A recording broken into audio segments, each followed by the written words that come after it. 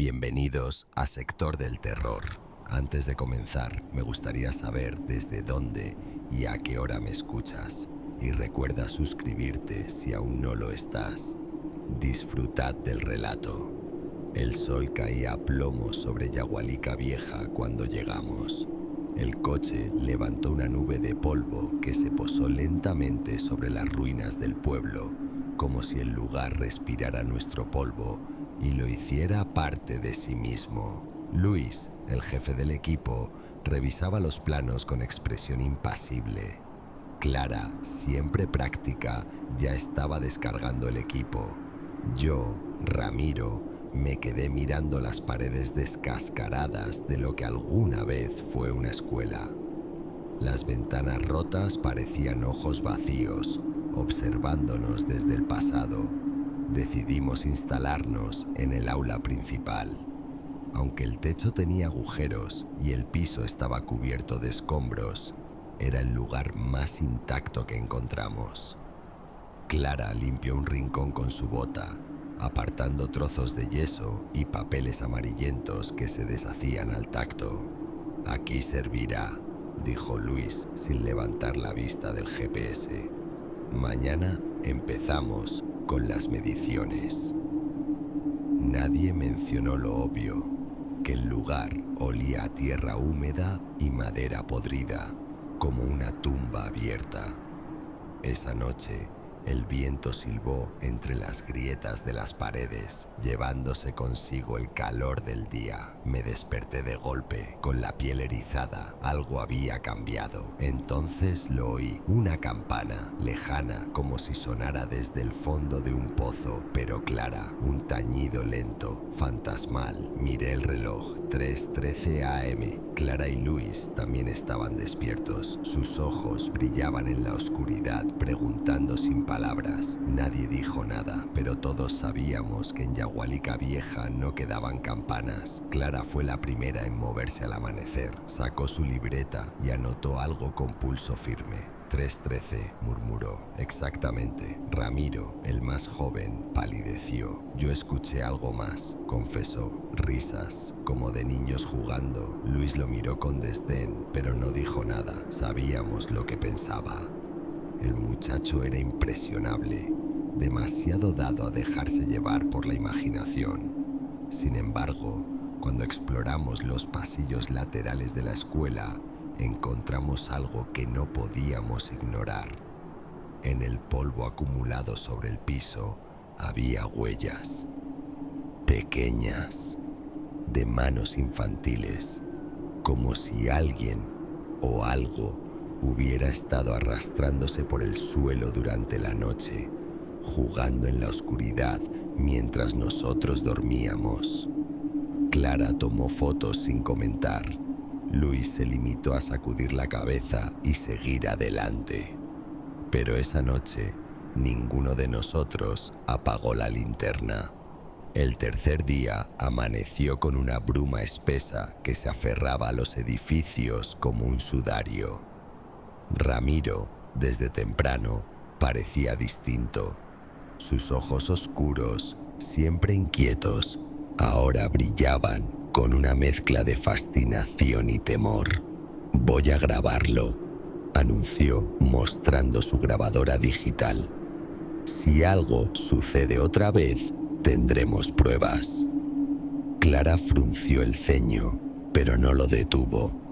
Luis ni siquiera levantó la vista de sus mapas. La noche cayó con un silencio demasiado denso. Ramiro colocó la grabadora en el centro del aula, junto a una linterna encendida. Nos acostamos, pero nadie durmió. A las 3:13 AM, la campana resonó de nuevo. Esta vez sonó más cerca. Ramiro se incorporó de un salto, sus dedos temblorosos apretando la grabadora. La estática llenó el aire por un segundo antes de que el sonido comenzara. Un eco distorsionado, como si alguien estuviera hablando desde el fondo de un pozo. Era su nombre, Ramiro. La voz no era humana, o al menos no del todo. Tenía una cadencia infantil, pero estaba torcida, como si las cuerdas vocales que la producían estuvieran podridas. La campana repitió su tañido. Luis se levantó bruscamente. «Basta», ordenó, arrebatando la grabadora de las manos de Ramiro. Esto se acabó. Pero Ramiro ya no estaba escuchando. Sus ojos estaban fijos en la puerta del aula, en la oscuridad del pasillo. «¿Lo oyeron?», susurró. «Están jugando». Clara lo miró, alarmada. «¿Quién es?». Ramiro no respondió, solo sonrió, como si supiera un secreto que el resto de nosotros no podíamos entender. A la mañana siguiente, su saco de dormir estaba vacío. No había señales de lucha, no había notas, solo la grabadora colocada cuidadosamente sobre su mochila, con la última grabación aún guardada en su memoria. Y fuera, en el polvo del umbral, las huellas de manos pequeñas que entraban y salían del aula, como si alguien se hubiera llevado a Ramiro, o como si él las hubiera seguido voluntariamente. El viento arrastraba papeles amarillentos por los pasillos de la escuela cuando Clara encontró el GPS de Ramiro. Estaba colocado con extraña precisión frente a la puerta del aula de música, un lugar que habíamos evitado instintivamente desde nuestra llegada. La puerta, que recordábamos cerrada, ahora estaba entreabierta, revelando un interior sumido en una oscuridad demasiado densa para la hora del día. Mis dedos temblaron al tomar el dispositivo. La pantalla mostraba una imagen estática, un dibujo infantil hecho con crayones. 3 figuras humanas esquemáticas, 2 altas, una más baja, representaban claramente nuestro equipo. Detrás de nosotros, una silueta negra con cuernos curvados extendía sus largos brazos hacia nuestras espaldas. El papel del dibujo estaba arrugado, con manchas marrones que no quise tocar. En la parte inferior, con letra temblorosa pero reconocible como la de Ramiro, se leía: «Ahora faltan 2». Luis arrancó el dispositivo de mis manos con un gruñido. «Esto es una broma de mal gusto», murmuró, pero su voz carecía de convicción. Al girarse, la luz del atardecer que entraba por las ventanas rotas iluminó por un instante el interior del aula de música. El polvo en el suelo mostraba marcas de arrastre, muchas marcas, pequeñas como de niños gateando, y una más grande, del tamaño de un adulto, que terminaba abruptamente frente al viejo piano destrozado. Ninguno de nosotros se atrevió a entrar. En lugar de eso, Luis insistió en que debíamos abandonar el pueblo al amanecer. Pero mientras empaquetábamos el equipo, noté que revisaba constantemente el GPS, como si temiera que apareciera un nuevo dibujo. Esa noche, ninguno de nosotros se atrevió a apagar las linternas, y cuando el viento hizo crujir las paredes, juré escuchar algo más: el suave rasgueo de crayones sobre papel proveniente del aula de música. El libro de asistencia estaba escondido bajo los escombros de lo que alguna vez fue la oficina del director. Sus páginas amarillentas se deshacían entre mis dedos, pero las marcas de tinta negra seguían siendo claras. Clara lo sostenía con una mezcla de fascinación y horror, pasando las hojas con cuidado, como si temiera que algo más que polvo pudiera saltar de ellas. El último año registrado. Nombres tachados uno tras otro, hasta que solo quedó uno sin marcar: Ramiro Delgado. Sentí que el aire se espesaba en mis pulmones. No era coincidencia, no podía serlo. ¿Sabías que Ramiro tenía familia aquí?, pregunté a Luis, tratando de mantener la voz estable. Él negó con la cabeza, pero sus ojos no mentían. Había algo allí, un reconocimiento incómodo. No, pero Su abuelo desapareció en estos pueblos hace décadas. Nunca quiso hablar de eso. Clara cerró el libro de golpe, levantando una nube de polvo que nos hizo toser. «Esto no tiene sentido», murmuró. «¿Qué demonios está pasando aquí?». Pero en el silencio que siguió, los tres lo sabíamos. El pueblo no estaba vacío. Nunca lo había estado. Algo había estado esperando, especialmente a Ramiro. La torre del campanario se alzaba sobre nosotros como un dedo huesudo señalando al cielo. Clara insistió en subir.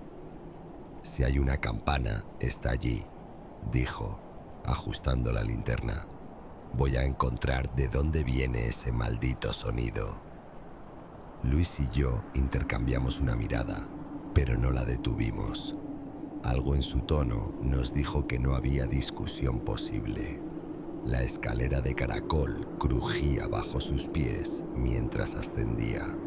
Desde abajo la seguíamos con las luces, pero a los pocos segundos, Clara se detuvo.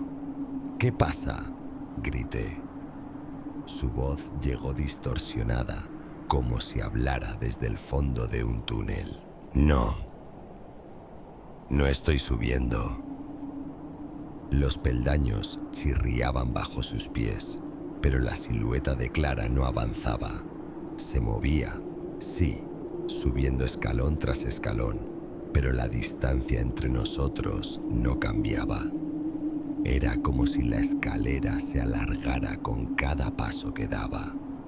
Entonces, las paredes comenzaron a sangrar. No era pintura ni óxido, era un líquido espeso y oscuro que brotaba de las grietas, deslizándose en hilos gruesos hacia el suelo. Clara gritó, y esta vez su voz sonó clara, cercana, aterrorizada. «Las paredes están cambiando». Miré hacia arriba, siguiendo la dirección de su linterna. Allí, colgando de las vigas podridas, una figura se balanceaba suavemente. No era Ramiro, era algo más viejo, más delgado, con las piernas rotas en ángulos imposibles. El grito de Clara cortó el aire como un cuchillo. La encontramos al pie de la torre minutos después, inconsciente, con las uñas llenas de astillas de madera y los zapatos desgastados como si hubiera corrido kilómetros. En su bolsillo, el libro de asistencia estaba abierto en la última página, donde ahora, bajo el nombre de Ramiro, alguien había escrito con letra temblorosa: «Presente. Intentamos huir al amanecer». Luis desplegó el mapa sobre el capó del jeep, trazando rutas alternativas con un marcador rojo. Pero cada línea que dibujaba desaparecía ante nuestros ojos, como si el papel se negara a registrar nuestro escape, hasta que solo quedó una marca, una mancha roja, espesa y húmeda, que se extendía desde el centro del pueblo hasta la escuela. No era tinta. El olor a cobre llenó el aire. «No podemos quedarnos», murmuró Luis, pero su voz sonaba vacía, derrotada. Regresamos al aula principal, donde nuestras cosas estaban esparcidas como si alguien las hubiera revisado. En la pizarra, un nuevo dibujo. 2 figuras humanas esta vez. Una de ellas tenía el rostro de Luis, la otra el mío, y en la pared, escrito con lo que esperaba desesperadamente que fuera pintura roja, las palabras: «La campana solo suena para los que olvidan lo que eran». Luis se derrumbó entonces, sus manos aferrándose a la mesa como si fuera un salvavidas. Yo vine aquí de niño», confesó entre dientes, «con mi abuelo. Él me dijo que nunca volviera». No tuve tiempo de responder, porque afuera, en el pasillo, Algo comenzó a reír y sonaba exactamente como Ramiro. La campana sonó a las 3:13 am como siempre, pero esta vez Luis no estaba para escucharla. Su saco de dormir yacía vacío, aún caliente, como si lo hubiera abandonado segundos antes. La puerta del aula estaba abierta de par en par y en el umbral una hilera de huellas pequeñas se mezclaban con las suyas, como si lo hubieran acompañado, como si lo hubieran guiado. El GPS de Ramiro estaba encendido sobre mi mochila, mostrando un nuevo dibujo. La escuela bajo una nube negra, con la campana colgando de ella como una araña de su hilo. No quedaban figuras humanas, solo una silueta con cuernos, de pie frente a las puertas del edificio, y debajo, en letras que reconocí demasiado bien, la frase: "Ahora faltas tú". Salí corriendo hacia el jeep, pero las llaves habían desaparecido. Las calles del pueblo, antes desiertas, ahora estaban llenas de sombras que se movían entre los edificios. Pequeñas sombras, riéndose, llamándome por mi nombre. Días después, cuando el nuevo equipo de topógrafos llegó, encontraron el GPS aún funcionando en el aula principal. La pantalla brillaba tenuemente en la oscuridad, mostrando una última imagen, una cuarta figura añadida recientemente al dibujo, con mi rostro, y bajo ella una nueva frase: presente,